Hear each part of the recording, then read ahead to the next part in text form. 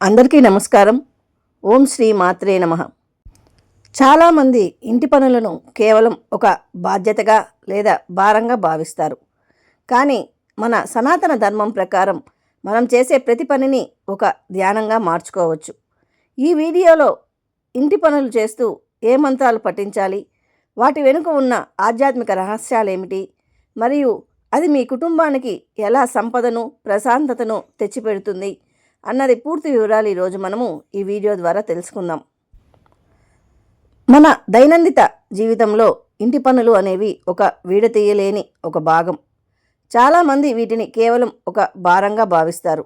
కానీ మన పురాణాలు మరియు ఆధ్యాత్మిక శాస్త్రాల ప్రకారం ఈ పనులు చేస్తున్నప్పుడు కొన్ని మంత్రాలను పఠించడం వలన మన ఇల్లు ఒక దేవాలయంగా మారుతుంది. ఈ విషయం మీలో ఎంతమందికి తెలుసు? దీని వెనుక ఉన్న ఆధ్యాత్మిక రహస్యాలేమిటి అన్నది చూద్దాం. ఇంట్లో మంత్రం జపించడం వలన ఆ మంత్రం యొక్క శబ్దం, ఆ శక్తివంతమైన ప్రకంపనల వలన ఇంట్లో పాజిటివ్ ఎనర్జీ అనేది వస్తుంది. మంత్రం అంటే మనసును రక్షించేది.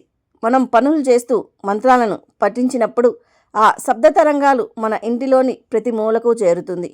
ఇది ప్రతికూల శక్తిని తొలగించి సానుకూలతను అంటే పాజిటివ్ ఎనర్జీని పెంచుతుంది. మీరు వంట చేసేటప్పుడు అన్నపూర్ణాదేవి అనుగ్రహం పొందాలంటే ఏమి చేయాలి ఇప్పుడు చూద్దాం. వంట చేసేటప్పుడు ఓం అన్నపూర్ణాయై నమః అనే మంత్రాన్ని పఠించాలి. ఇందులో ఉన్న రహస్యం ఏమిటంటే మన ఆలోచనలు మనం చేసే ఆహారంలోకి ప్రవేశిస్తాయి. మంత్రం పఠిస్తూ వంట చేయడం వలన ఆ ఆహారం ప్రసాదంలా మారుతుంది. ఇది తిన్నవారికి ఆరోగ్యాన్ని మరియు మనశ్శాంతిని ప్రసాదిస్తుంది. రెండవది, ఇల్లు శుభ్రం చేసేటప్పుడు మనము ఏ మంత్రాన్ని పఠించాలన్నది చూద్దాం. ఇల్లు ఊడ్చేటప్పుడు లేదా తుడుస్తున్నప్పుడు మనసులో ఓం మహాలక్ష్మీ నమః అని స్మరించుకోండి. ఈ మంత్రం వెనక ఉన్న రహస్యం ఏమిటంటే శుభ్రత ఉన్న చోట లక్ష్మీదేవి నివసిస్తుంది. మనం భక్తితో చేసే శుభ్రత వల్ల దారిద్ర్యం తొలగిపోయి సంపద మరియు శ్రేయస్సు సిద్ధిస్తుంది.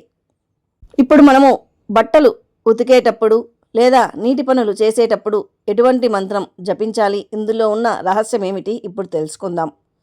నీటితో చేసే పనులు చేస్తున్నప్పుడు ఓం గంగే చ యమునే చైవ అన్న మంత్రాన్ని శ్లోకాన్ని పఠించాలి. లేదన్నా కనీసం ఓం నమఃశివాయ అని పఠించడం వలన మీలో ఉన్న అంతర్గత మలినాలు అన్నీ కూడా తొలగిపోయి చాలా ప్రశాంతంగా ఉంటారు. నీరు అనేది శుద్ధికి చిహ్నం. కాబట్టి మీరు ఇంటి పనులు చేస్తున్నప్పుడు కానీ ఏ పని నీటితో చేస్తూ ఉన్నా అప్పుడు మీరు ఓం నమఃశివాయ మంత్రాన్ని జపించినట్లయితే మీకు చాలా ఆరోగ్యంగాను మనశ్శాంతిగాను ఉండవచ్చును. చివరిది కర్మయోగం, పనే దైవం. భగవద్గీత ప్రకారం ఫలితాన్ని ఆశించకుండా చేసే పనే కర్మయోగం. మనము పనులు చేస్తూ దైవస్మరణ చేయడం వలన ఆ పని భగవంతుడికి చేసే సేవలా మారుతుంది. ఇది మనలోని ఒత్తిడిని తగ్గించి మానసిక బలాన్ని ఇస్తుంది. చూశారు కదా మిత్రులారా, ఆధ్యాత్మికత అనేది కేవలం పూజ గదికే పరిమితం కాదు. మనం చేసే ప్రతి చిన్న పనిలోనూ భగవంతుడిని చూడవచ్చును. రేపటి నుంచి మీ పనులను మంత్రపఠనంతో ప్రారంభించండి. మీ ఇంట్లో జరిగే అద్భుతమైన మార్పులను గమనించండి. ముఖ్య గమనిక: మంత్రాలను స్పష్టంగా పలకడం కంటే భక్తితో మనసుతో స్మరించడం చాలా ముఖ్యం. మీకు ఈ వీడియో నచ్చినట్లయితే ఇతరులకు కూడా షేర్ చేయండి. ఖచ్చితంగా లైక్ చేయండి. మా ఛానల్ని సబ్స్క్రైబ్ చేసుకోవడం మర్చిపోకండి. Thank you very much.